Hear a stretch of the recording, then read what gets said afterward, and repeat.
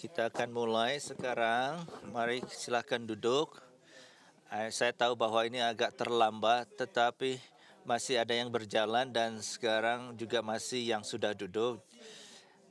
Jadi harus kita berkumpul. Selamat datang pada sore sesi ini. Ini adalah sesi lain.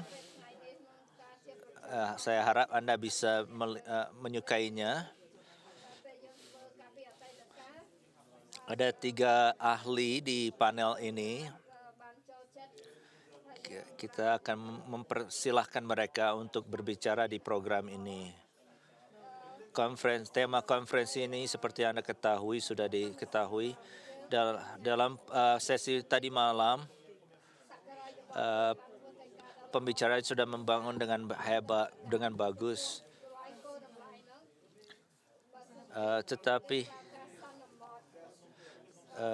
Jadi tidak ada hukum internasional sampai suatu negara mengambil hukum tersebut. Tetapi karena beberapa hal mereka yang melakukannya itu mengatakan sebagai hukum internasional. Panel ini bukan membahas hukum internasional, tetapi mereka yang akan mengawasi hukum-hukum itu di negara-negara mereka masing-masing. The fokus panel ini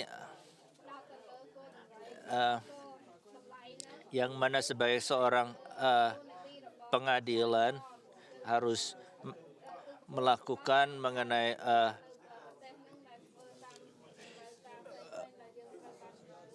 dan setelah kita dibatasi, saya rasa keterbatasan itu perlu.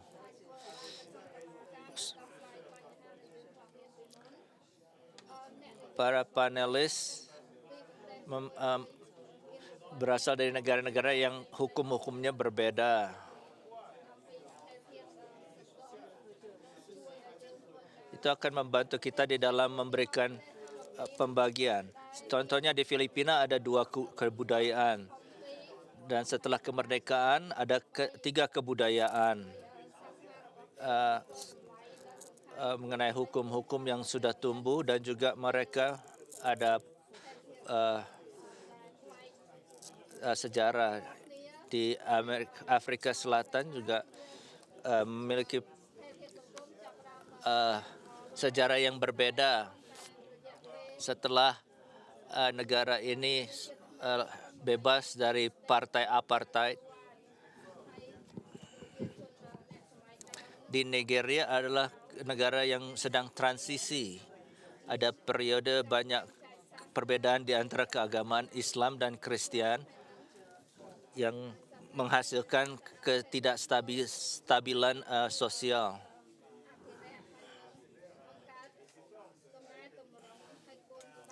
Jadi 3 teman-teman ini mewakili banyak negara yang berbeda dan pengalaman yang berbeda, dan saya akan mempertanyakan untuk mereka bisa menjawab di dalam 3 hal. Saya akan mengatakan mereka tidak tahu pertanyaan apa yang saya berikan. Apabila Anda mau mengetahui lebih banyak mengenai negara mereka, masih pergi ke sesi breakout, yang mana mereka akan membahas mengenai negara mereka dan tantangan mereka dan hukum, dan Anda bisa mempertanyakan. Tadi pagi kita bisa mendengarkan semua mengenai Afrika Selatan dan tantangan-tantangan yang mereka hadapi. Sekarang, setelah periode yang kita akan bahas, terus kita akan meminta Anda untuk bisa pertanyaan dan jawaban. Kalau ada pertanyaan, tolong ditunjukkan kepada pertanyaan ke salah satu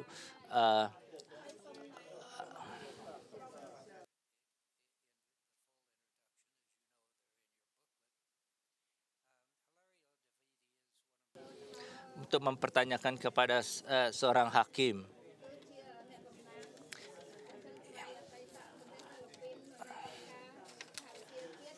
Yang pembicara ini ada dari Bapak Hilario Deivade dari Filipina. Yang kedua, Hakim Mogong itu adalah dari Pengadilan Konstitusi di Afrika Selatan.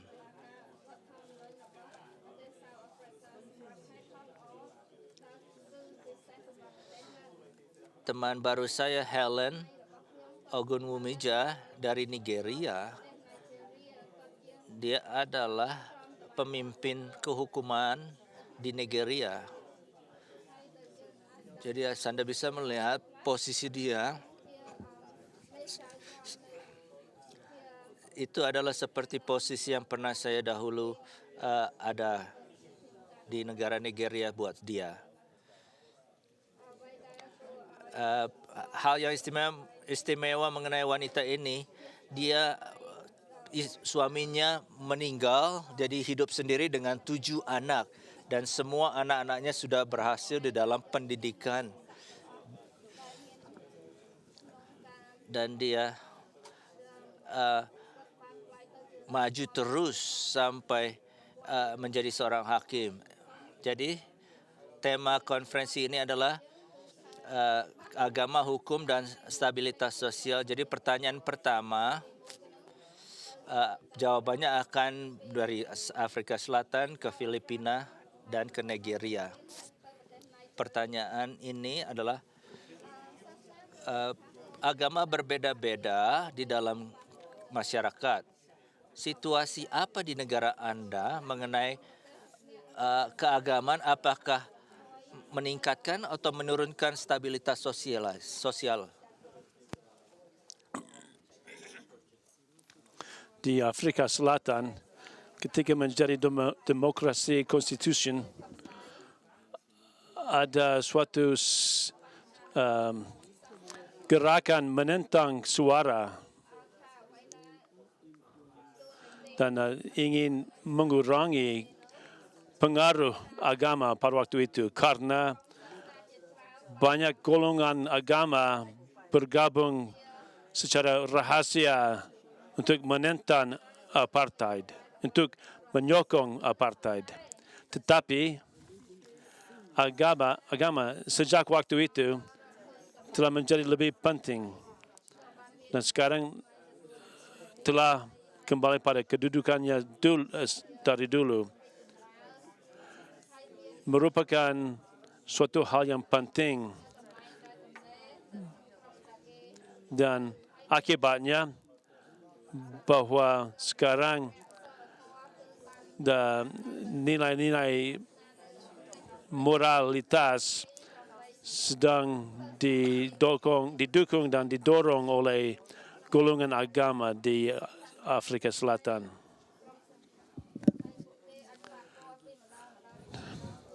Dan golongan bekerja bersama untuk demi kebaikan orang-orang di Afrika Selatan.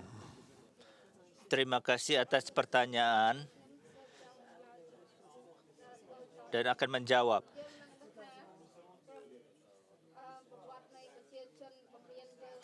Kita mengetahui bahwa hukum dan agama bersama atau terpisah akan menjadi instrumen efektif yang dapat mendukung stabilitas sosial.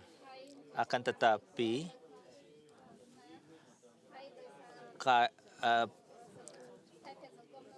ini bisa terjadi terbalik. Yang terbaik adalah untuk di negara Filipina ada suatu khusus sekarang untuk pertanyaan itu.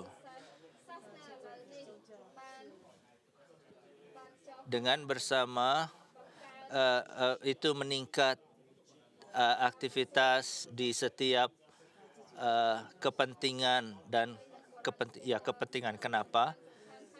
Undang-undang kami memberikan hal yang benar. Yang pertama, tidak ada agama negara. Yang kedua, bisa melakukan kebebasan keagamaan. Di dalam undang-undang, saya dapat bangga mengatakan bahwa undang-undang Filipina adalah suatu undang-undang yang mendukung semuanya. Untuk hal ini, dasar kepercayaan akan pencipta itu juga memberikan orang-orang Filipina meminta bantuan dari sang pencipta untuk membantu di dalam pembentukan pemerintahan yang memberikan kemerdekaan di bawah hukum dengan kebenaran, kebebasan, kasih, dan kebersamaan dan damai. Ini adalah undang-undang yang hanya mengatakan kasih di dalam perkataan itu. Kasih adalah dasar yang paling kuat untuk melakukan hati nurani yang benar. Ini jawaban saya.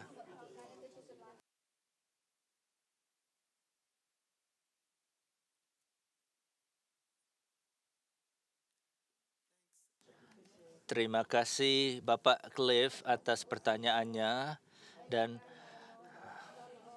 Nigeria adalah demokrasi undang-undang. Hal-hal di undang-undang meliputi untuk kebebasan keagamaan, kebebasan akan hati nurani. Itu adalah dasar-dasar dari undang-undang dan hak asasi manusia. Kita saat ini sedang memiliki suatu hal yang khusus saat ini. Tetapi Nigeria adalah banyak etnik dan agama.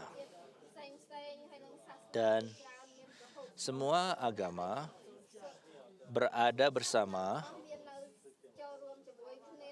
dengan organisasi yang bagus tanpa ada pertentangan. Sewaktu saya masih muda, saya baru lulus dari sekolah, saya pergi ke utara, timur.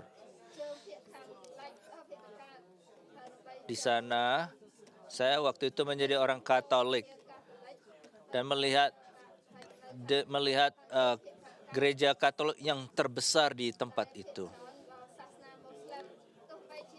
Walaupun di undang-undang tidak mengatakan bahwa Nigeria adalah negara sekuler, karena ada pertentangan mengenai penggunaan perkataan sekulerisme di dalam undang-undang, di mana para kelompok minoritas seperti Muslim tidak mau memakai perkataan itu. Di semua undang-undang negara Nigeria akan mau menjadi negara yang dipimpin oleh hukum dan bukan melalui agama. Dan ini adalah tindakan dari masalah-masalah keagamaan, pertanyaan-pertanyaan mengenai keagamaan. Sewaktu di pengadilan ditanyakan untuk menjawab apakah hak-hak itu adalah agama atau hak asasi manusia, dan negara Nigeria adalah negara yang tidak ada suatu keagamaan menjadi agama negara. Kami dapat bergabung atau bersamaan dengan baik, dan di mana walaupun banyak perbedaan, tetapi negara kami dapat bersaling ramah tamah bersama-sama. Tidak ada dorongan untuk membawa satu agama sebagai agama negara. Itu menjadi satu tempat yang mana undang-undang yang lainnya bergantung kepada hal itu. Dan sekarang undang-undang yang baru, jadi di negara Nigeria umumnya itu adalah negara yang Baik, terima kasih. Mari lihat isu lainnya. Semua yang kita harus lakukan bergantung kepada hukum. Tetapi hukum-hukum kadang-kala berganti atau karena hal-hal yang terjadi atau ada ide-ide baru yang belum kita ketahui. Jadi ada peraturan hukum yang ada. Agama menjadi lebih penting di negara-negara. Mereka ada bantuannya, ada influensinya. Ada efek apa di dalam keagamaan? Ada efek keagamaan apa terjadi terhadap hukum, peraturan-peraturan hukum? Apakah di negara Anda itu dipengaruhi oleh pergantian hukum-hukum oleh karena kepercayaan keagamaan? Terima kasih. Karena kebebasan agama dijaga di undang-undang,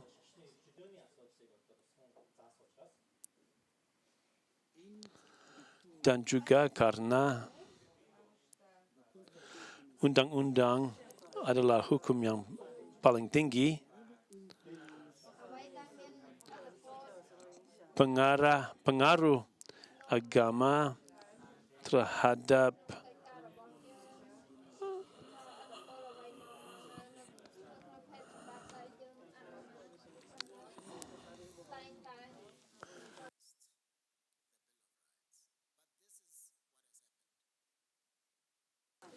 hukum-hukum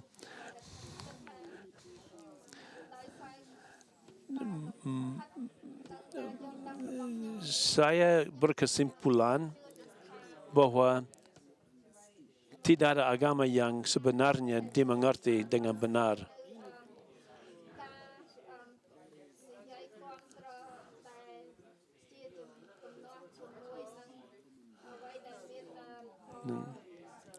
Dan tidak ada apa-apa dalam agama yang sesungguhnya yang akan memiliki unsur yang tidaklah untuk tidak menyokong kebaikan umum masyarakat. Jadi karena ada agama, kami ada moralitas lebih tinggi dan prinsip berbuat kepada orang lain seperti yang Anda ingin mereka lakukan kepadamu, itu menjadi suatu prinsip yang diakui dan diterima oleh masyarakat. Anda tidak membunuh dan Anda tidak mencuri dan misalnya dan sebagainya, karena agama-agama akan menuntun Anda untuk berbuat baik. Jadi itu akan menyokong undang-undang. Dalam negara kami, pengaruh agama adalah untuk menolong kami untuk menetapkan dan mendorong hukum-hukum. Ini telah begitu sejak Afrika Selatan menjadi konstitusi negara demokrasi, konstitusi. Karena ada perlindungan dari undang-undang itu tersendiri, bagaimana hal-hal akan dilakukan, ada berikan keberuntungan ke dalam keagamaan tanpa membangun dalam hal-hal yang penting untuk secara umum. Sekarang kita memiliki suatu definisi mengenai hukum, arti hukum. Saya masih ingat waktu saya berbicara di simposium lain, saya mengatakan bahwa aplikasi yang baik harus memiliki pelajaran undang-undang apa artinya itu? Itu melakukan undang-undang harus memiliki dasar-dasar yang membantu syarat-syarat untuk lakukan hukum peraturan hukum. Yang akhirnya saya juga tahu bahwa dalam masalah yang kita ketahui khawatir kita ada resolusi nomor 67 dan 70 di PBB yang diadakan di bulan Desember 1990. Tingkat hukum-hukum peraturan secara nasional dan internasional, kita mengatakan bahwa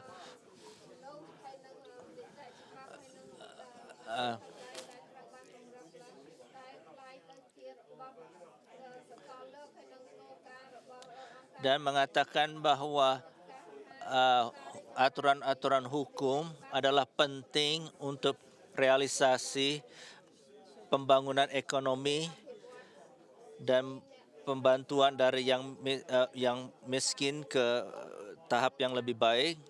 Apabila Anda masih ingat dalam pembahasan pada malam itu, hak asasi harus berhubungan dengan aturan-aturan hukum. Jadi perlu kita memiliki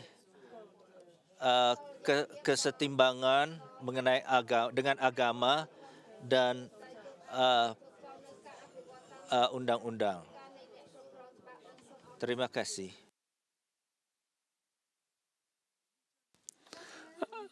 Agama selalu menjadi bagian dari hukum. Selalu begitu. Kebanyakan dari hukum berasal dari agama kita.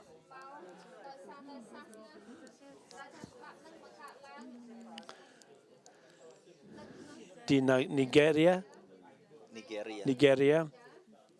ada undang-undang, di dalamnya adalah pengadilan yang telah ditetapkan. Ada pengadilan sibil dan pengadilan syariah yang menghormati hukum Islam.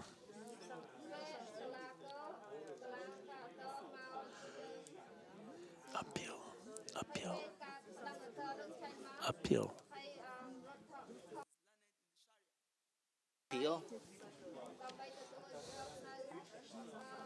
Banding.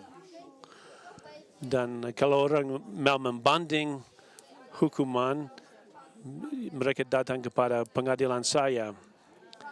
Dan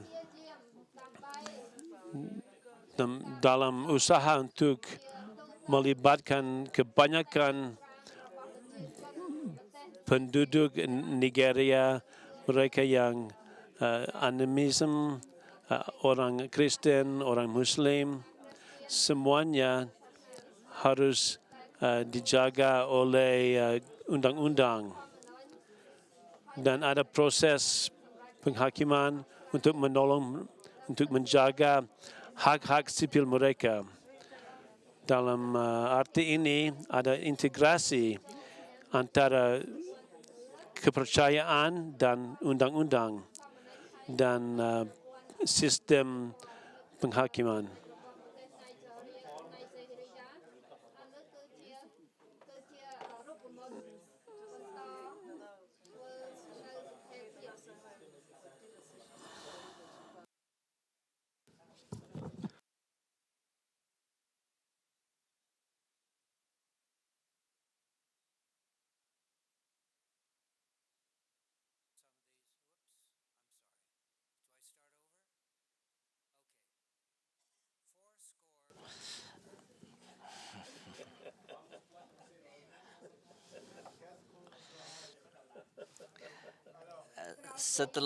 Sebalik hukum-hukum internasional, juga ada yang diadopsi oleh undang-undang di dalam negara-negara lain yang harus dilaksanakan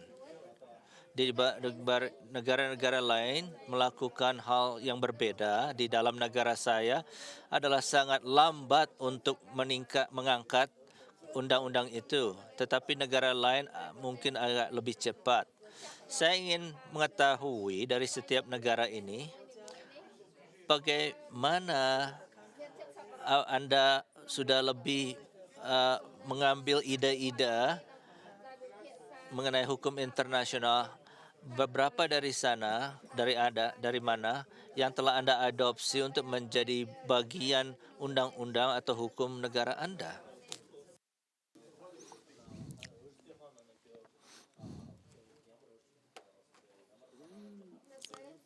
Sewaktu Afrika Selatan menjadi negara dengan negara demokrasi konstitusi, kami memeluk semua bersangkutan dengan itu dan keinginan untuk melakukan itu begitu kuat, tetapi hampir setiap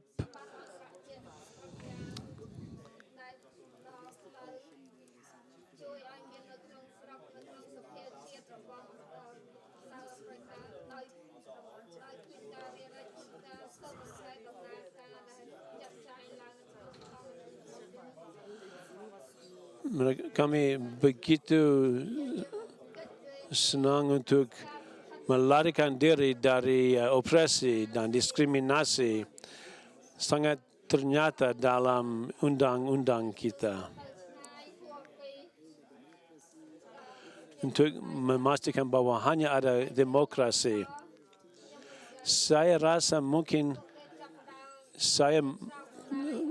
bahwa mungkin ini sedikit keterlaluan dalam sifat ini. Jadi kebanyakan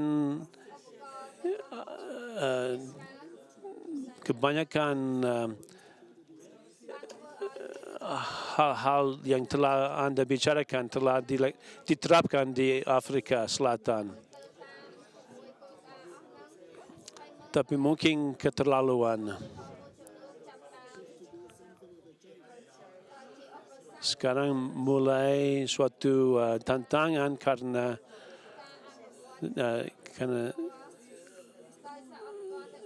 tapi dalam kebanyakan kasus Afrika Selatan telah melakukan apa yang dituntut untuk menerima hukum internasional dalam undang-undangannya. Jawaban saya adalah sangat sederhana. Tambahan dari artikel kedua dikatakan mengenai hukum internasional mengatakan negara Filipina mengadopsi asas-asas hukum internasional untuk membawa kedamaian dan kesamaan kooperasi dengan negara-negara lain. Sebagai anggota PBB, Filipina juga diikat dengan resolusi dan undang-undang PBB yang khususnya mengenai hukum internasional. Jadi bahkan keputusan di Pengadilan Tinggi mendukung hukum internasional juga.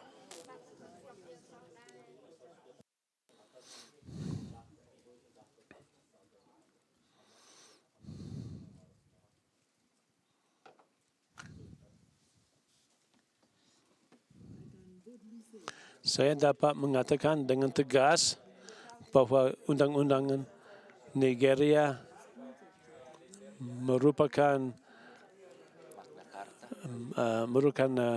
contoh baik untuk Magna Carta dan Deklarasi Hak Asasi Manusia PBB dan sebagainya.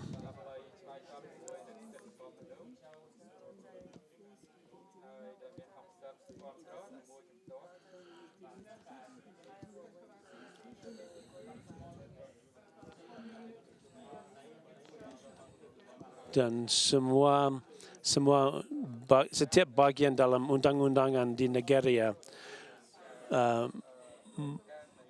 mencakup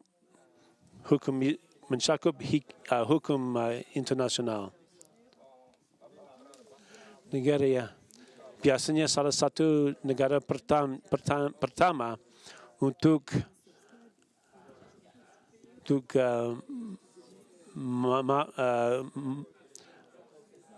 membuat persekutuan internasional. Kebanyakan Nigeria telah menerima hampir semua deklarasi dan peraturan-peraturan dan resolusi PBB bersangkutan dengan berhubungan dengan hak asasi manusia. Jadi saya merasa bahwa dalam pihak ini Nigeria sama sekali menerima hukum internasional. Terima kasih. Kita telah berbicara mengenai goal-goal tertentu yang mengenai agama dan stabilitas sosial. Saya ingin menganggap dalam pertanyaan ini apakah stabilitas sosial adalah goal yang bagus untuk masyarakat di dalam kehidupan mereka. Dengan penganggapan itu di dalam negara Anda sendiri, bagaimana Anda melihat agama dan peraturan hukum itu dapat membantu ke dalam stabilitas, atau apakah Anda melihat cara-cara lain di mana agama dan peraturan hukum yang membawa negara keluar lebih jauh dari stabilitas nasional? Afrika Selatan ada banyak ketidakstabilan dulu karena agama dan hukum bekerja bersama untuk menciptakan suatu keadaan. Mereka bersekongkol untuk menghindari hak-hak manusia. Dan karena itu, jadi hukum-hukum dimanipulasikan untuk mencegah atau menghindari hak asasi manusia orang-orang hitam.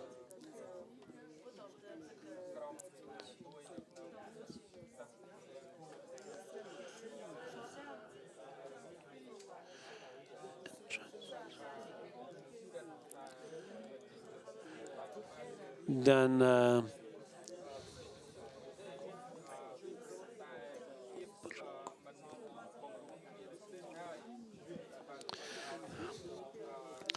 ada banyak golongan Afrikan, ada suku-suku, ada bermacam suku-suku.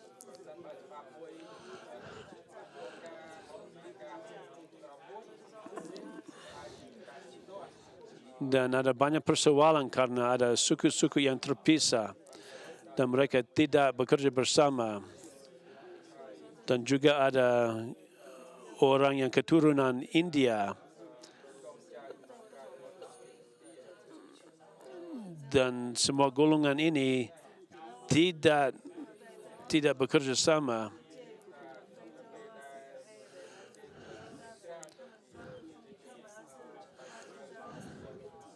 Dan karena mereka ketiga golongan ini tidak bisa bekerja sama, dan itu merupakan suatu persoalan antara orang putih sama orang yang berwarna. Dan ini ada banyak tindakan-tindakan yang tidak baik dan memberontak. Orang menutupi pintu jalan dan orang kehilangan pekerjaannya, dan banyak kemiskinan dan orang tidak pekerjaan harus dan pada waktu itu ada banyak ketidakstabilan karena hukum-hukum dimanipulasi sebagai kerjasama agama dan negara.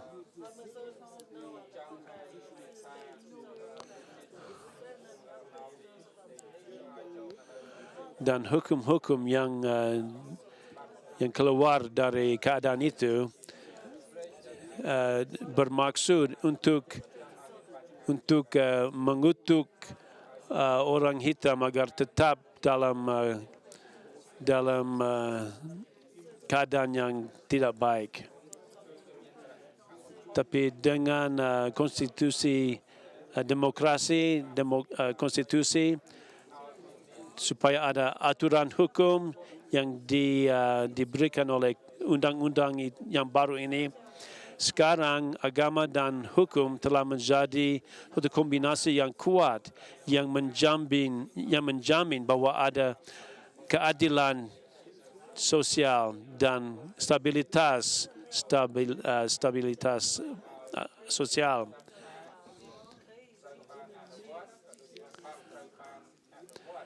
Jadi sekarang sulit sekali bagi agama untuk ada pengaruh yang jelek sekarang. Sekarang sistemnya adalah baik supaya karena orang tidak akan menerima hukum-hukum yang tidak menyokong undang-undang sekarang. Jadi secara singkat sekarang agama dalam negara kami adalah bekerja baik sekali dan karena itu kami menikmati stabilitas sosial yang kuat sekali.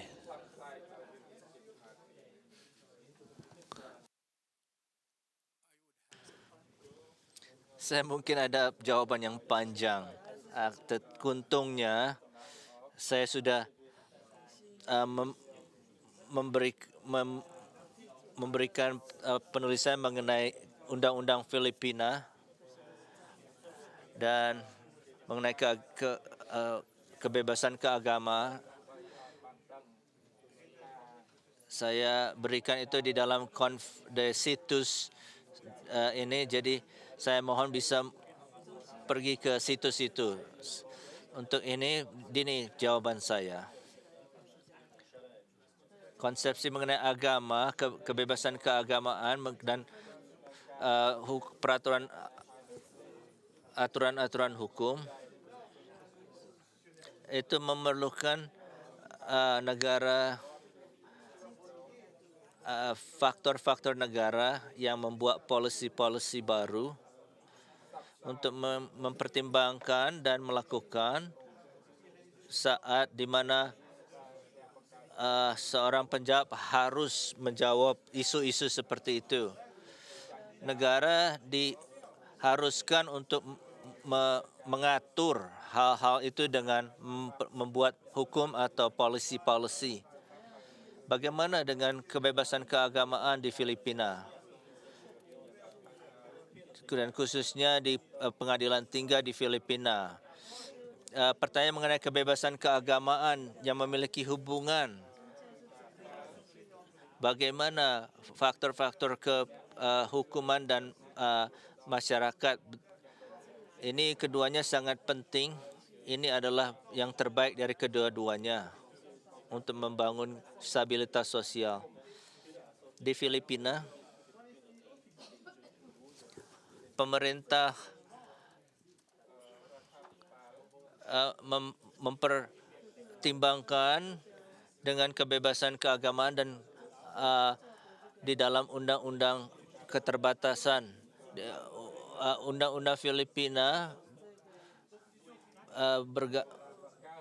mengikuti dengan hak-hak netral yang membantu dan mengakomodasi keagamaan dan tidak untuk membawa agama satu untuk di dalam kenegaraan, tetapi dalam kelompok-kelompok atau grup yang lain. Dan itu juga untuk membantu di dalam kehendak satu orang mengenai undang-undang keagamaan di Filipina itu dapat mengartikulasi pengertian duniawi mengenai keagamaan dan nasional dan terus selalu mengikuti kebebasan keagamaan dan perpisahan antara negara dan agama di Filipina. Pemerintah Filipina dan undang-undang tradisi dilakukan dengan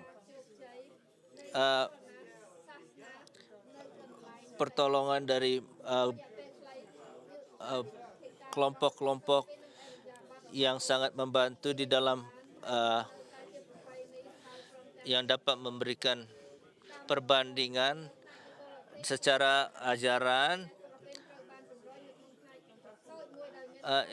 melalui dialog-dialog yang aktif, khususnya pengadilan tinggi, keputusan pengadilan tinggi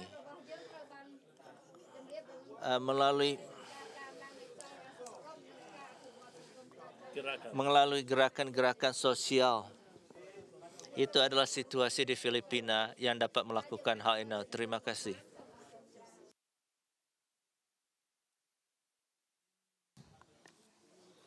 Di Nigeria tidak pernah ada pertengkaran keagamaan. Semuanya mulai di 1999 suatu masuk ke orang politis.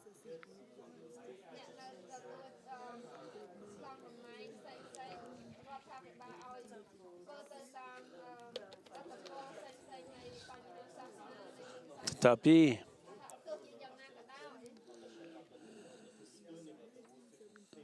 di 1990-an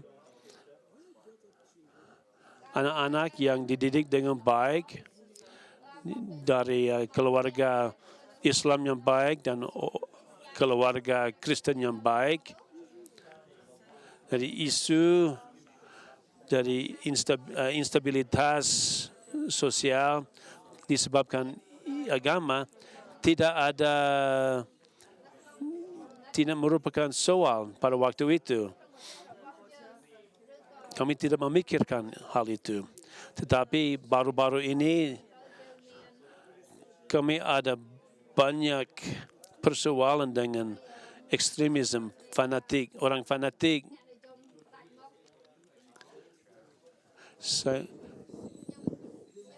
Saya tidak ingin menyalahkan orang, tetapi apa yang terjadi ialah bahwa sekarang ada banyak tekanan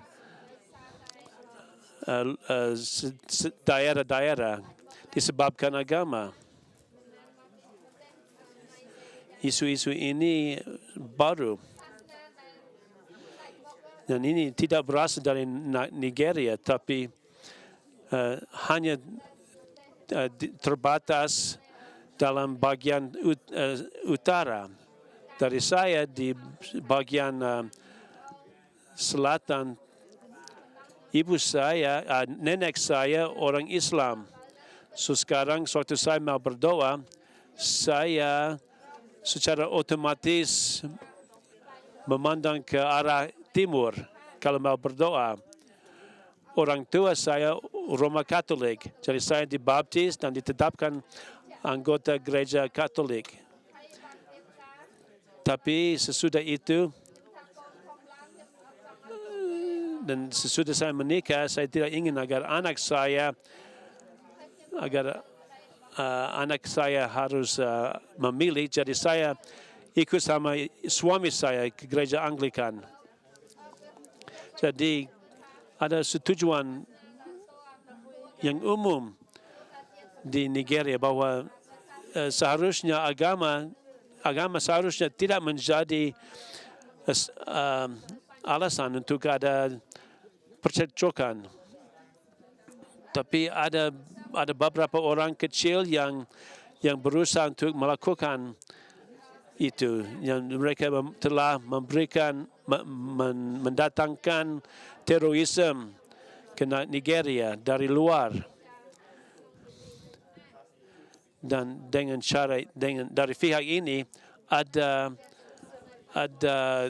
tekanan sosial yang disebabkan oleh agama, tetapi pada umumnya di kehidupan sehari-hari, di pekerjaan, saya bekerja di sebelah utara dengan kawan Islam, Muslim, dan tidak pernah ada diskriminasi apapun karena saya orang Kristen. Itu belum pernah terjadi pada saya. Dan beginilah untuk kebanyakan orang Nigeria.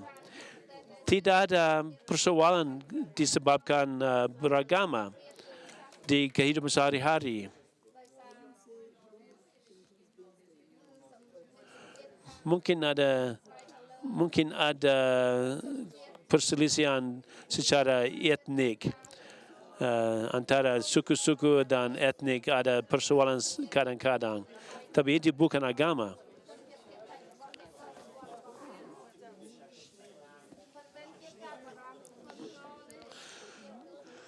Jadi sekarang untuk negara kami, kami sangat khawatir karena ada keadaan artifisial yang karena 50% dari kawan saya ada orang Muslim. Dan Boko Haram di Nigeria, mereka yang membunuh orang di sebelah utara bukan orang Islam. Mungkin mereka menyebut diri Islam, tapi mereka bukan Islam, bukan Muslim. Ini pendapat saya. Mereka hanya membuat persoalan, ada agenda sendirian, dan itu tidak dibagikan dengan orang Nigeria secara luas.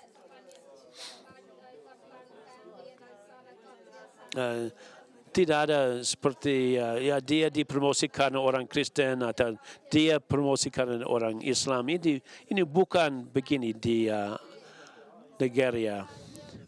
Kami merupakan salah satu negara yang paling liberal dalam agenda kami. Saya presiden asosiasi para hakim wanita. Jadi banyak penghakim di Nigeria adalah wanita di Nigeria.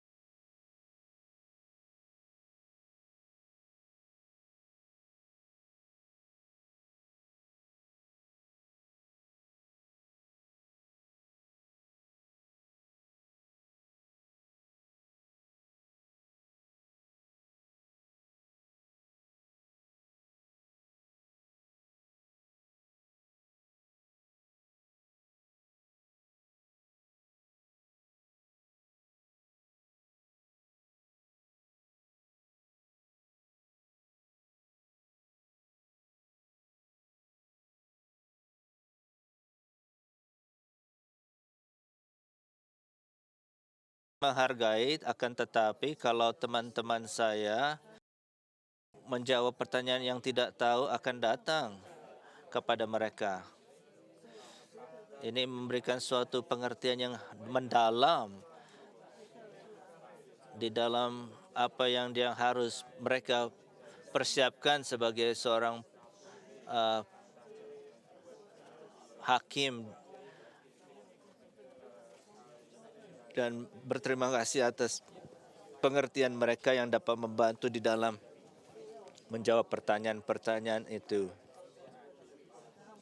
Dengan kemudian mereka bersiap lagi. Ada pertanyaan yang Anda miliki, mohon pada pertanyaan apakah Anda memerlukan ketiga untuk menjawab atau hanya satu orang saja. Ada mic yang di belakang dan yang satu lagi di barisan kedua. Terima kasih. Ada dua pertanyaan.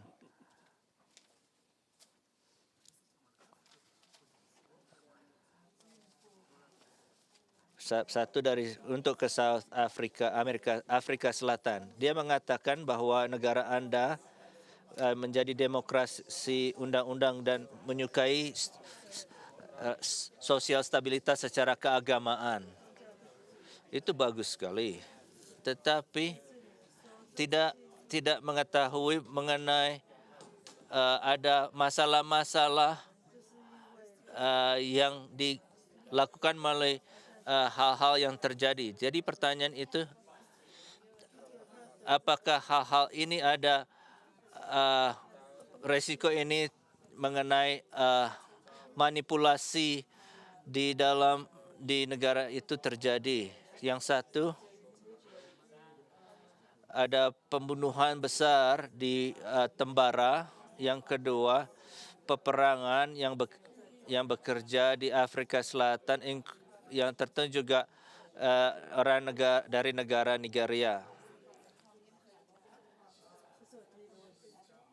Apabila Anda perlu berhenti dulu, mungkin bisa menjawab pertanyaan pertama itu. Terima kasih untuk pertanyaan itu. Mungkin saya salah mengerti.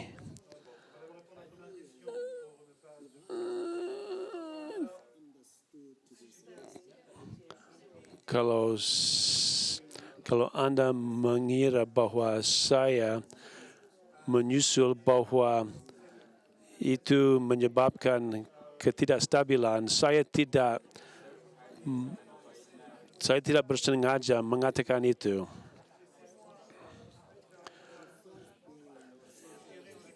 Dan mengenai pertanyaan Anda, ada pembunuhan besar, apakah ada peran agama di sana? Apa ada peran hukum di sana? Tidak. Dan itu akan menjelaskan kenapa diperlu agar ada komisi pengadilan untuk meneliti keadaan itu dan meneliti kesalahan-kesalahan yang diperbuat pada waktu itu. Dan komisi telah mengeluarkan usulan bahwa ada persoalan dengan pengelolaan tinggi polisi, Departemen Polisi kami, dan harus diperiksa. Apakah komisinya adalah kalau orangnya yang mengetuai komisi ini adalah orang yang tepat untuk mengetuai komisi ini? Mungkin ada orang yang lebih pantas untuk mengetuai komisinya. Jadi, saya akan mengulangi diri saya sendiri. Hukum dan agama tidak ada peran dalam pembunuhan besar itu. Malahan kegagalan menghiraukan prinsip-prinsip bimbingan dari semua agama yang sejati dan gagal menghiraukan hukum-hukum adalah sebab untuk pembunuhan besar yang sangat nyeri itu yang disebut Marikana Massacre. itu merupakan suatu hal yang aneh, yang tidak biasa, yang luar biasa. Dan ada tuntutan yang akan dipertimbangkan nanti.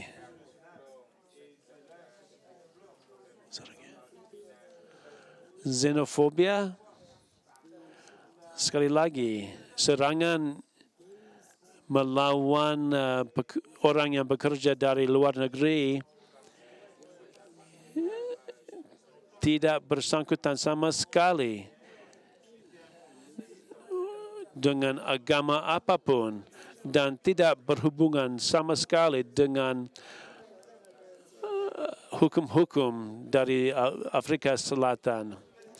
Jadi ketidakstabilan yang terjadi pada waktu itu adalah akibat atau manifestasi mengenai kegagalan bahwa orang gagal menghiraukan prinsip-prinsip agama dan prinsip-prinsip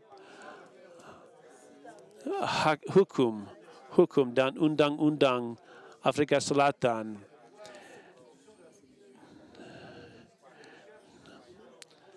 Ingatlah, pendahuluan undang-undang mengatakan Afrika Selatan adalah milik semua yang tinggal di dalamnya. Tidak bilang penduduk, tapi wartawan, tapi merupakan milik orang yang tinggal di sana. Penting bahwa saya menjelaskan ini.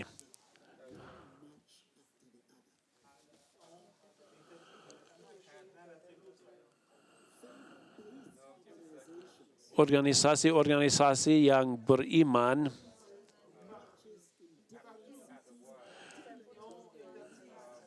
mengadakan pertandingan-pertandingan di kota-kota untuk menjelaskan bahwa ini bukanlah cara benar untuk orang Afrika Selatan.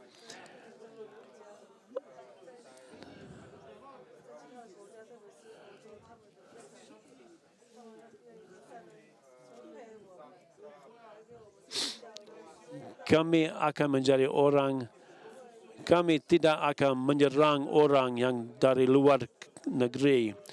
Dulu anak-anak kita dididik di luar negeri, jadi kami tidak akan menyerang orang yang datang dari luar negeri ke dalam Afrika Selatan sekarang. Jadi ada orang yang berusaha untuk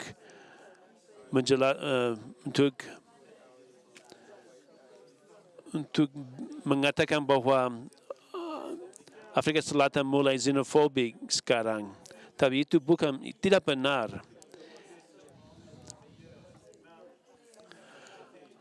Anda hanya bisa menjadi orang baik kalau Anda memperlakukan orang lain dengan baik.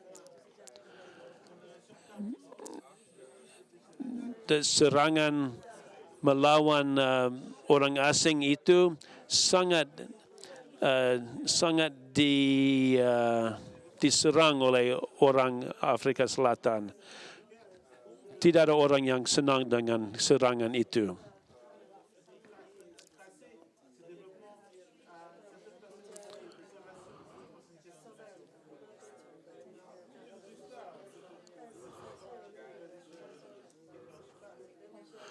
Ada orang yang bilang bahwa orang harus pulang dan pulang sendirian dan suatu orang diserang.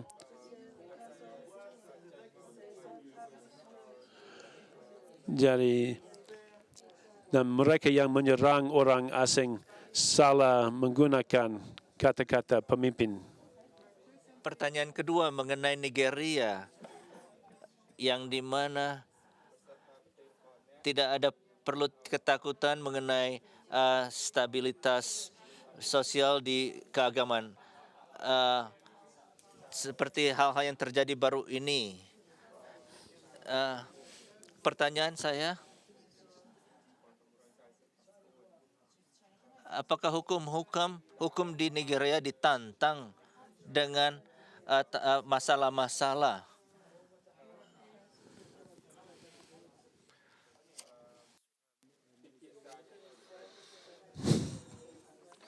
Ada perbedaan antara law enforcement.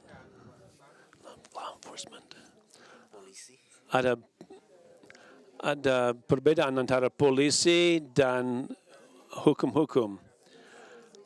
Apakah polisi menerapkan hukum-hukum itu suatu pertanyaan berbeda. Jadi itu telah, tapi pada saat ini di sebelah utara barangkali keadaan telah melampaui kesanggupan polisi untuk menegakkan hukum.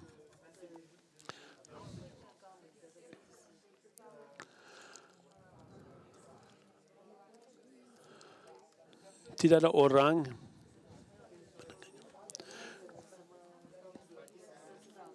kalau membicarakan penegakan hukum, kami belum tahu dan saya kurang bisa, saya tidak sanggup menjawab mewakili polisi.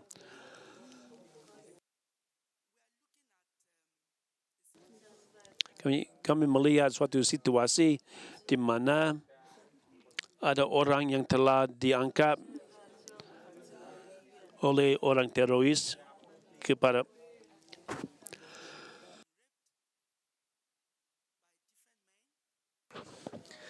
ada dari mana beberapa yang disisaki dan mereka ambil dari rumah sakit harus dikeluar dan untuk membantu dari orang-orang teroris itu. Apa jika dan kapan penegakan hukum polisi dan tentara melakukan pekerjaan mereka dan ada bukti-bukti untuk mendakwa teroris-teroris ini dan dibawa kepada kami, seperti yang kita katakan, apakah kita di dalam hukum ini di utara, apa ada hukum cukup atau hukum-hukum teratur untuk menghadapi ini orang-orang yang terdakwa yang dibawa kepada kami. Apa yang kita hadapi sekarang adalah situasi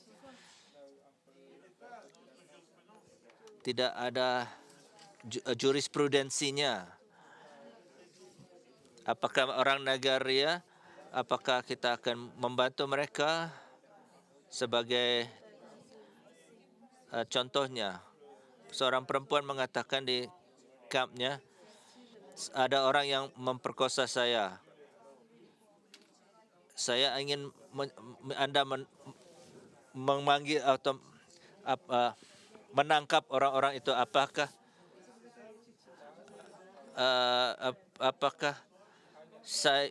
kita bisa atau hakim bisa mendakwa kepada orang-orang yang memperkosa wanita itu di dalam kamp mereka? Kita masih menunggu. Saya tidak tahu apakah dari teroris-teroris itu ditangkap, tapi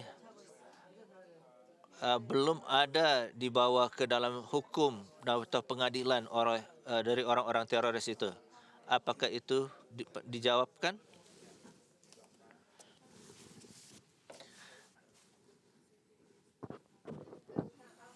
Saya merasa mungkin kelompok ini dapat mengenai situasi di Nigeria. Saya orang Nigeria. Kita memiliki pemimpin yang terbesar agama Islam di Nigeria dan Afrika Barat. Dari ini orang yang bertanya itu seorang imam. yang telah bekerja dengan keras selama setiap tahun. Jadi isu di Nigeria adalah ketidakpahaman dalam keagamaan. Ini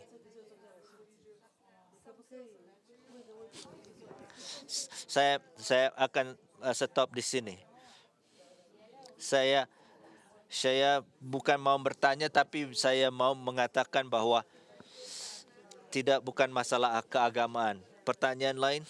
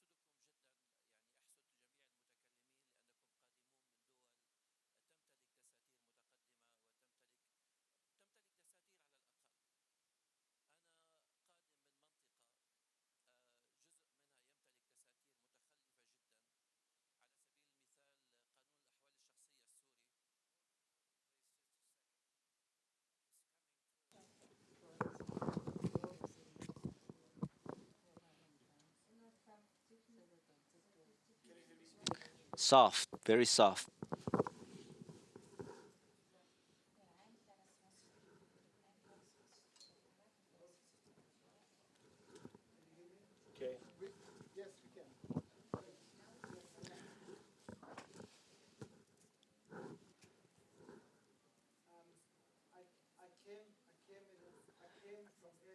Saya datang dari area yang tidak ada undang-undang di Qatar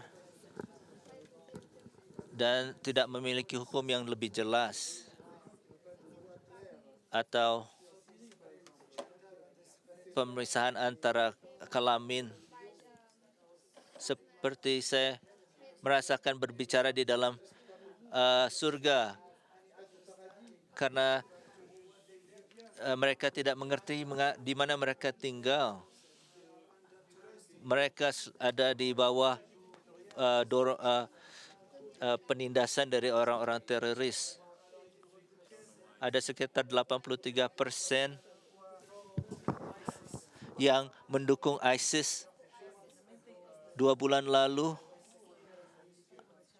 ada suatu dari laporan di surat kabar yang mana mengatakan banyak orang di negara saya yang mendukung ISIS. Dan itu hal yang buruk. Saya berasal dari negara yang dari nomad. Dari hal lain, kebayahan tidak hanya menyerang Jordan, tetapi juga menyerang Syria,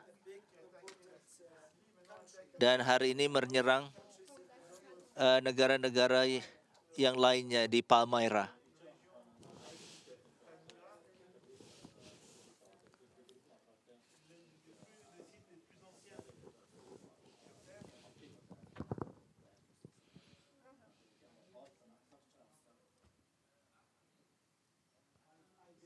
Saya percaya kita memerlukan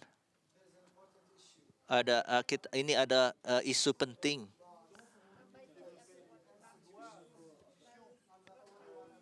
Saya adalah salah seorang yang hanya bisa berbahasa Arab. Tidak ada yang diikuti dari Saudi Arabia. Ini harus dibahas bersama pengalaman-pengalaman ini antara negara-negara lain yang di negara-negara Arab khususnya yang harus membahas mengenai hak-hak asasi untuk didukung. Di Amerika atau di negara-negara lainnya, itu membutuhkan juga sama seperti yang dibutuhkan di Syria. Di sana apa yang kita harus lakukan untuk membantu untuk membuat hukum ke abad 21, apa yang harus kita lakukan untuk menjadi suatu tempat yang lebih baik.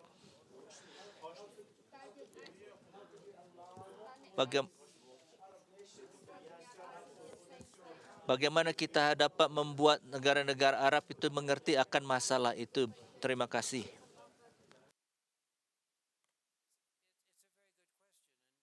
Itu pertanyaan yang baik. Terima kasih banyak, saudara saya.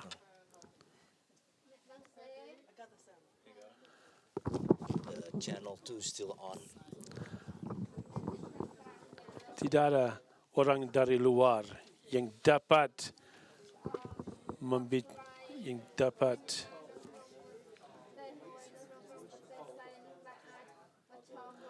tidak dapat ditenangi daripada orang daripada negara dan bangsa negara itu sendiri. Setiap negara dan bangsa negara harus menginginkan kebebasan sedemikian banyak bahwa Anda siap untuk berbuat apa saja yang diperlukan walaupun merupakan korban dan penyakitan untuk timbul dan keluar dari keadaan itu. Itu yang terjadi di Afrika Selatan.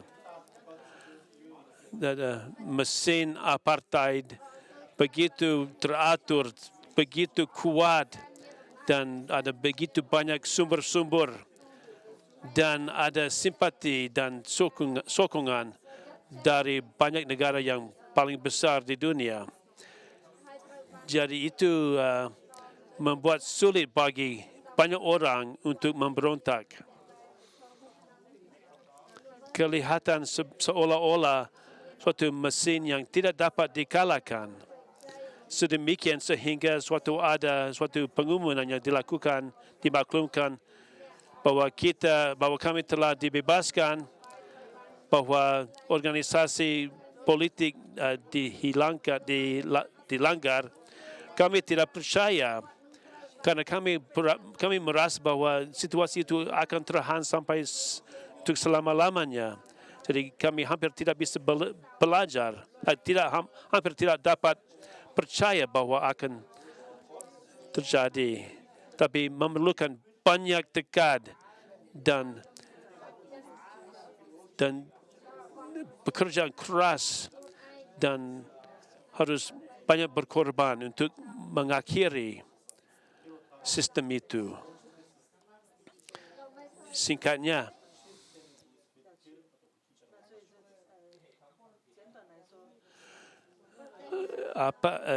negara-negara apapun dan golongan negara, orang-orang negara, bangsa negara yang tidak senang dengan apa yang terjadi dalam negara itu harus mencari apa yang diperlukan dari mereka sendiri untuk mengakhiri situasinya. Ya, tidak sulit dimengerti. Lihatlah Arab Spring.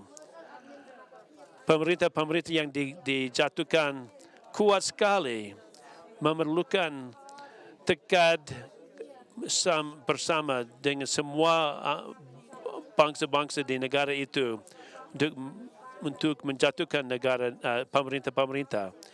Dan itu juga dapat diterapkan untuk semua negara.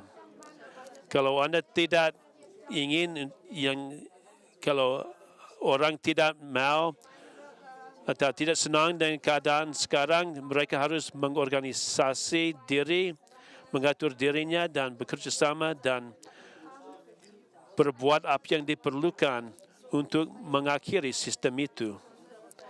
Tetapi kalau Anda tidak berbuat apa saja atau asal belum ada perusahaan yang bermakna, kami hanya merasa kasih sayang dan kasihan.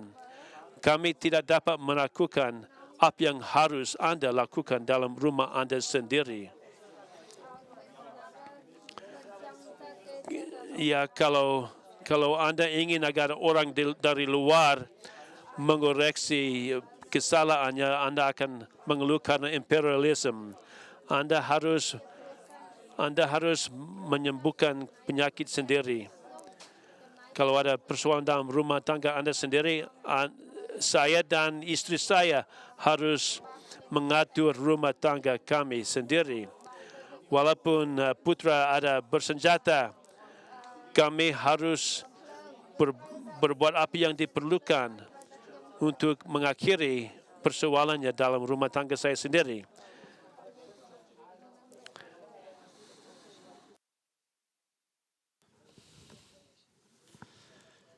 Saya meminta permohonan untuk ke moderator untuk menjawab sedikit. Ini tidak hanya untuk Afrika, tapi untuk negara lainnya juga. Saya akan mengatakan negara tanpa undang-undang secara tradisional, tetapi ada negara-negara yang melayani dasar-dasar hukum. Saya tidak tahu mengenai negara-negara yang disebutkan, tetapi ada solusi mengenai masalah berat ini. Kita memiliki di PBB ada masalah-masalah yang dibahas di PBB mengenai resolusi, dan oleh karena itu perbandingan harus bisa didapatkan ke PBB. Kita memiliki masalah di PBB karena ada kuasa veto atau ada anggota-anggota di PBB yang permanen yang bisa mengalahkan kedamaian dan security. Sewaktu saya di PBB pada tahun 2007 sampai 2010, saya salah seorang yang orang mengenai pendukung untuk menambahkan di dalam charter PBB mengenai security. Pemerintah Filipina memberikan suatu proposal dengan komplain untuk mengganti di Council di Security atau mengeluarkan kuasa veto di anggota-anggota di PBB. Itu sangat sulit. Jadi ada satu usulan sampai sekarang, aturan-aturan PBB harus ditambahkan aturan tambahan. Itu harus dihilangkan karena tidak ada artinya untuk negara-negara yang baru keluar dari dan menjadi demokrasi. Jadi mungkin bandingan harus diberikan ke dalam PBB itu. Terima kasih. Jadi sebelum kita menjadi jauh, mungkin kita melihat sedikit mengenai pertanyaan yang berfokus mengenai isu-isu yang telah panel saya berikan. Apakah ada pertanyaan lain? Ya.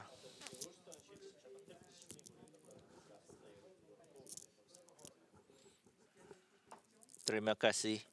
Pertanyaan adalah untuk Hakim Moheng. Seperti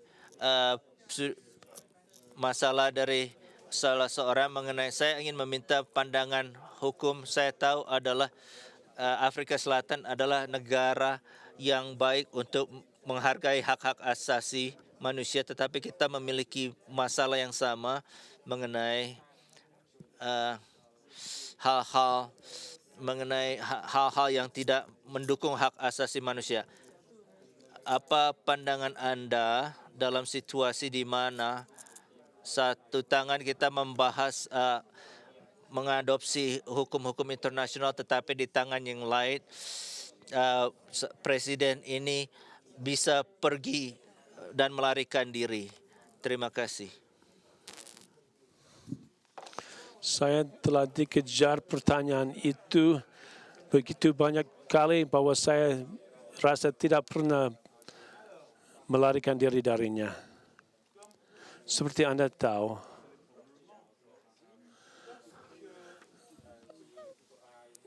suatu menjadi nyata, ternyata pada suatu golongan di Afrika Selatan bahwa Presiden Al-Bashir akan datang ke Afrika Selatan dan kelihatan tidak ada orang untuk menangkapnya. Suatu aplikasi dimasukkan di pengadilan tinggi untuk mengeluarkan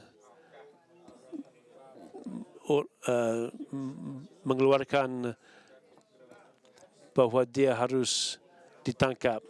Tapi walaupun begitu dia melahirkan negara dan sesudah itu telah menjadi isu aturan hukum. Beberapa pernyataan yang kuat yang diperbuat mengenai pengadilan dan apakah itu mengerti atau tidak mengerti peranan yang pantas. Tapi ketika situasi mulai kelihatan seperti mungkin tidak akan dapat dikendalikan, beberapa hakim senior mencari jalan yang paling baik untuk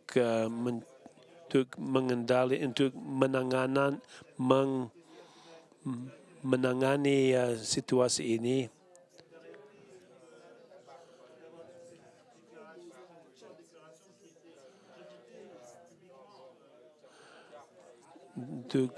Untuk membela diri dari semua pernyataan-pernyataan yang mengkritik pengadilan. Jadi kami ada pertemuan dengan Presiden yang terjadi di tanggal 27 Agustus dan sesudah itu ada briefing dengan Presiden dan saya. Ada suatu persetujuan dengan 10 poin yang pokoknya mengatakan bahwa pelaksana akan mematuhi dan mentaati semua hukum-hukum. Nah, memang saya tidak dapat mengungkapkan semua detail-detail itu karena belum selesai di peradilan sekarang.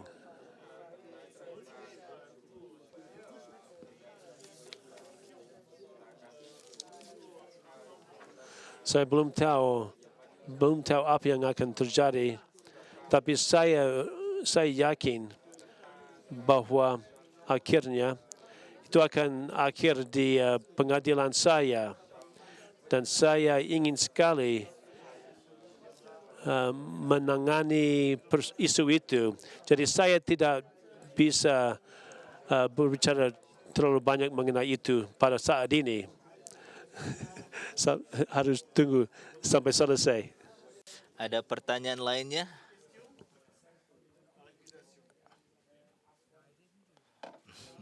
Saya tidak melakukannya itu.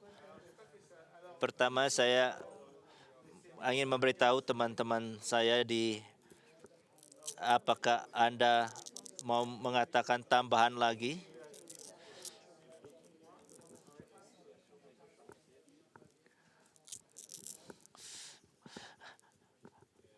Ini bilang ibu dulu.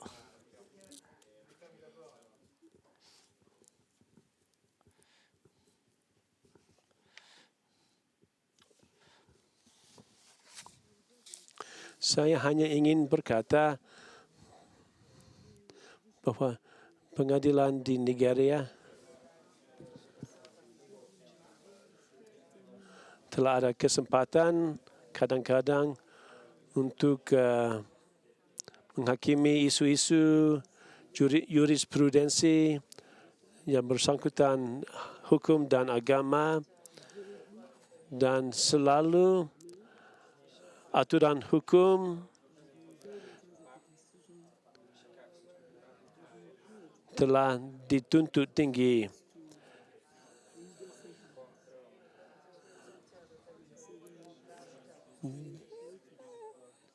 Walaupun ada orang yang tidak setuju, ada usaha yang disengaja untuk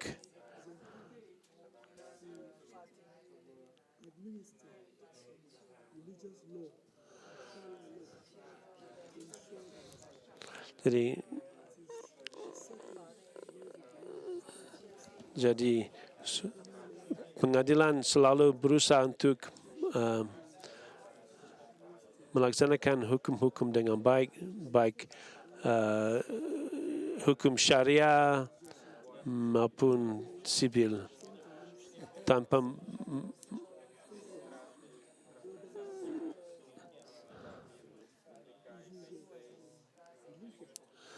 jadi mungkin bersangkutan agama tapi tidak dipengaruhi oleh agama.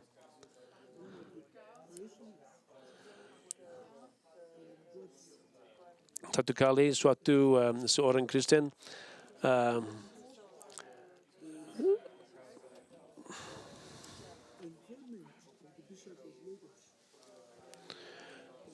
dia menuntut para uskup-uskup gerejanya dan pengadilan tinggi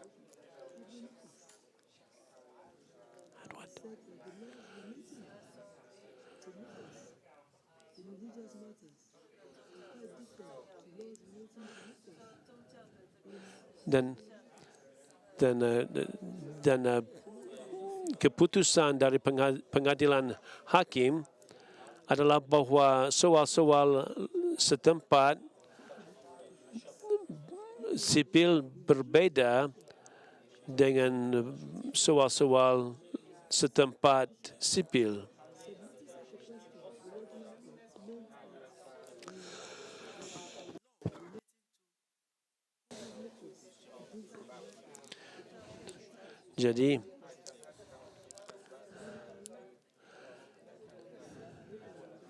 Jadi pengadilan pada waktu itu memutuskan bahwa hukum-hukum harus dilaksanakan di luar kepercayaan atau di luar soal agama.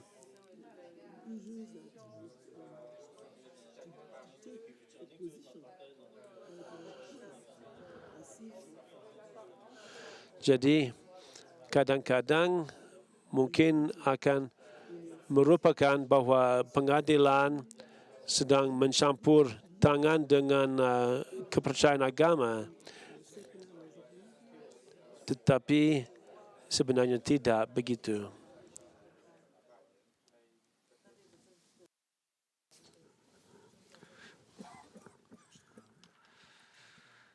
Sebelum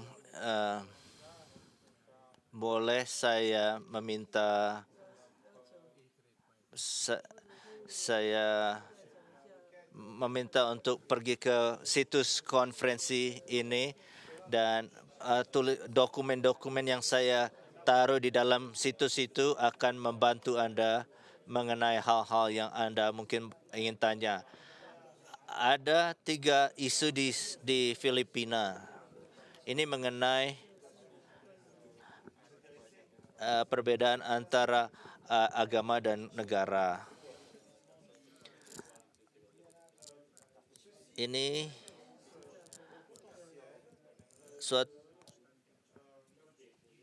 mengenai pengertian kebebasan keagamaan. Ini juga berasal dari permintaan dari suatu kelompok mengenai pernikahan dengan sama jenis.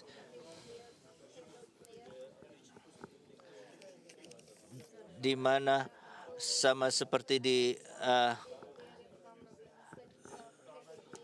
seperti yang terjadi di Amerika mengenai masalah perkawinan sesama jenis, di mana salah satu penghakiman yang tertinggi memberi suara yang mendukung hal itu, tetapi di Filipina proses seperti itu tidak akan terjadi.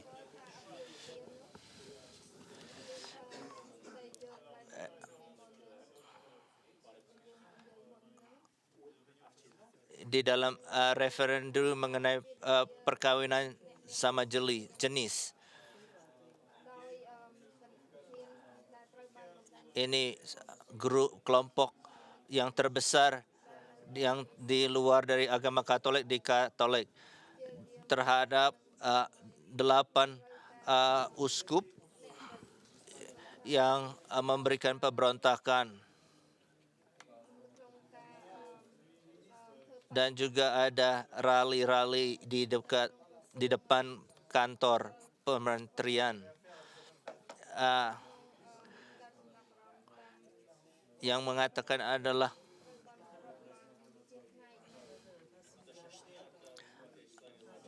apabila ada masalah-masalah yang terjadi di dalam gereja, itu harus diaturkan di dalam gereja sendiri.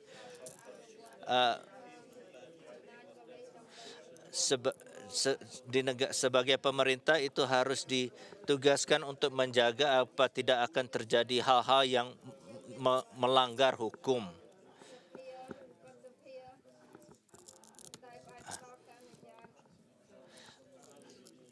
Ini dalam suatu masalah Anda telah mengatakan mengenai hukum syariah. Di dasar bangsa Moro, hukum bangsa Moro, ini dilakukan pada saat masalah-masalah mengenai yang terjadi mengenai di negara di masalah-masalah Muslim.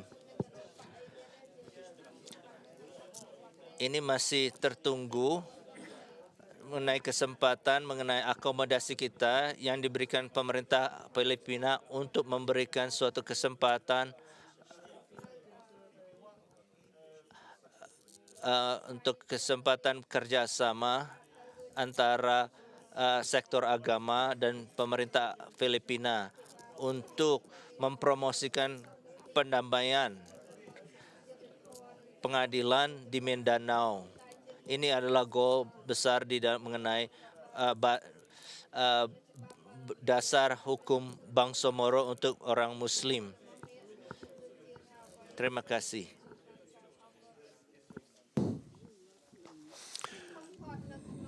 Membesar atau menjadi besar di desa saya sulit bertindak laku di depan para elder penatua.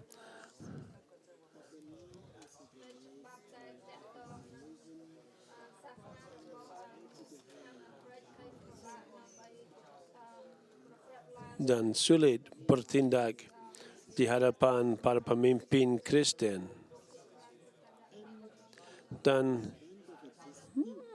kalau ada perselisihan atau pertengkaran dalam suatu seksi atau bagian dari masyarakat,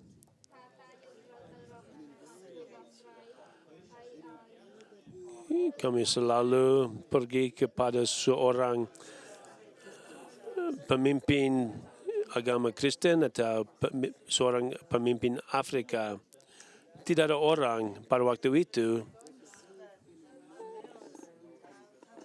akan bertindak secara yang tidak akan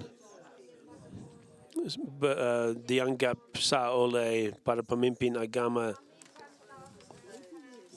Jadi kalau kita kembali pada dasar-dasar dan menentukan peranan yang pantas dari agama dalam masyarakat dan atas sumbangan yang mampu, yang sanggup menyajikan kepada masyarakat tanpa merugikan atau menyakitkan orang lain, tapi demi kebaikan seluruh negara. Jadi ada banyak kesalahan dan banyak peristiwa dari keinstabilitasan tidak akan terjadi dalam negara-negara. Ada alat-alat yang yang sangat kuat yang dapat menolong dan menentukan dan dapat menciptakan hukum-hukum karena kebanyakan orang adalah beragama dan pokoknya Anda akan menyadari bahwa golongan beragama semuanya bersetuju dengan prinsip-prinsip dasar dan fundamental. Apa yang diperlukan untuk hidup bersama dalam rukun dan makmur bersama tanpa pencurian dan pemalsuan yang telah kita alami akhir-akhir ini. Jadi saya harap bahwa kita akan pulang dan mengatakan bahwa kita tidak boleh memperbolehkan agama untuk mati, meninggal, atau menjadi tidak berhubungan seperti telah terjadi di beberapa situasi modern.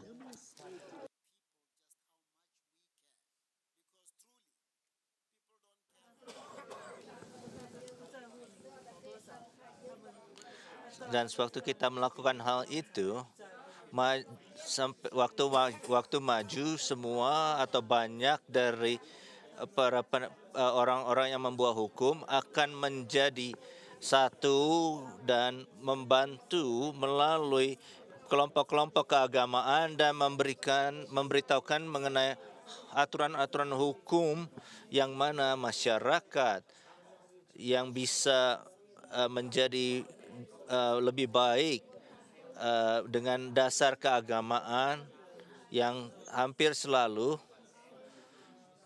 dengan fundamental hak-hak asasi manusia yang kita selalu berjuang untuk di dalam kehidupan. Jadi kita memiliki goal dan kesempatan dan saya berterima kasih untuk organisasi yang untuk melakukan simposium ini dan teman saya Justice Wallace yang mau datang ke sini. Saya merasa mungkin dunia ini akan tidak sama lagi setelah saya perkataan ini. Saya ingin berterima kasih kepada teman-teman saya akan presentasi dan jawaban-jawaban yang diberikan.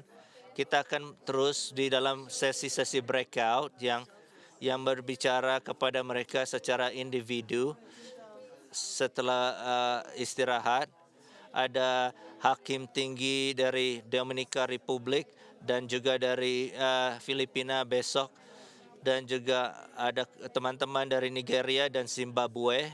Apabila Anda punya minat untuk mendengarkan mengenai hakim tinggi, pengadilan tinggi, sesi-sesi mereka itu akan ada bagi Anda. Sekarang kita akan ada istirahat selama 15 menit dan kemudian kita akan pergi ke sesi breakout. Saya mengetahui bahwa ini adalah sesi yang hebat. Hakim-hakim ini mereka memiliki isu-isu, masalah-masalah yang tidak seperti di sekolah, ruangan atau di tempat-tempat lain. Mereka adalah yang harus membuat keputusan. Jadi itu adalah sangat sulit. Ini adalah hakim-hakim yang hebat yang harus melakukan ini setiap hari. Tolong tepuk tangan untuk keterima kasihan Anda.